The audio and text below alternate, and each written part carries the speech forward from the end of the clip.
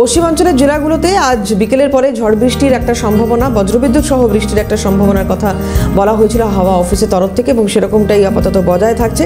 দমকা ঝোড়ো বাতাসের সঙ্গে শিলাবৃষ্টির সম্ভাবনা, এবং উত্তরবঙ্গে আগামী কাল বা পরশু থেকে বৃষ্টির সম্ভাবনা তৈরি হচ্ছে। একটু জানার চেষ্টা করবো, আমাদের প্রতিনিধি অভিরূপা হাজরা আমাদের সঙ্গে রয়েছেন। অভিরূপা, কি বলছে হাওয়া অফিস?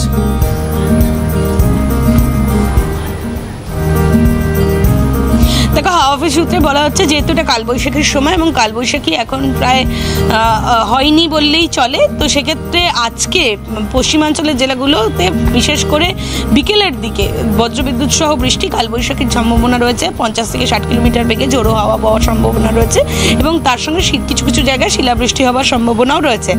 আজকের থেকে শুরু করে আগামী শনিবার পর্যন্ত দক্ষিণবঙ্গের বেশ কয়েকটি জেলায়, মূলত পশ্চিমাঞ্চলের জেলাগুলোতে বৃষ্টিপাতের সম্ভাবনা, কালবৈশাখী হওয়ার সম্ভাবনার কথা লক্ষ্য করছে আলিপুর আবহাওয়া দপ্তর।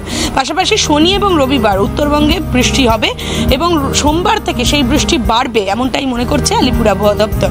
যদি পরিস্থিতির কোনো সাময়িক বদল না হয়, যদি হঠাৎ করে কোনো বদল না হয়, তাহলে এই পরিস্থিতি থাকবে আগামী সোম এবং মঙ্গলবার পর্যন্ত।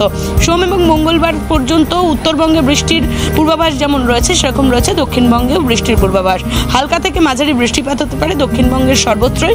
বিকেলের পর থেকে ঝোড়ো হাওয়ার সঙ্গে বজ্রবিদ্যুৎ সহ বৃষ্টির সম্ভাবনা রয়েছে, এবং বলা হচ্ছে যে এই বৃষ্টির জেরে আগে থেকে আগাম সতর্কবার্তা জারি করা রয়েছে। মূলত পশ্চিমাঞ্চলের জেলাগুলোতেই বিশেষ সতর্কবার্তা জারি করা হবে আলিপুর আবহাওয়া দপ্তর পক্ষ থেকে, এমনটাই জানানো হচ্ছে। এটা কালবৈশাখীর আবহাওয়া বা কালবৈশাখীর সময়, সেই কারণে এই কালবৈশাখীর ঝড়ো হাওয়া, বজ্রবিদ্যুৎ সহ বৃষ্টি এই সম্ভাবনা থাকছে আজ থেকে পশ্চিমাঞ্চলের জেলাগুলোতে, এবং শনি এবং রবিবারের পর থেকে উত্তরবঙ্গের জেলা, সোম এবং মঙ্গলবার পুরো দক্ষিণবঙ্গ এবং উত্তরবঙ্গেই হালকা থেকে মাঝারি বৃষ্টিপাত হওয়ার সম্ভাবনার কথা লক্ষ্য করছে আলিপুর আবহাওয়া দপ্তর। ধন্যবাদ অভিরূপা। কথা বলছিলাম, অভিরূপা হাজরা ছিলেন সরাসরি।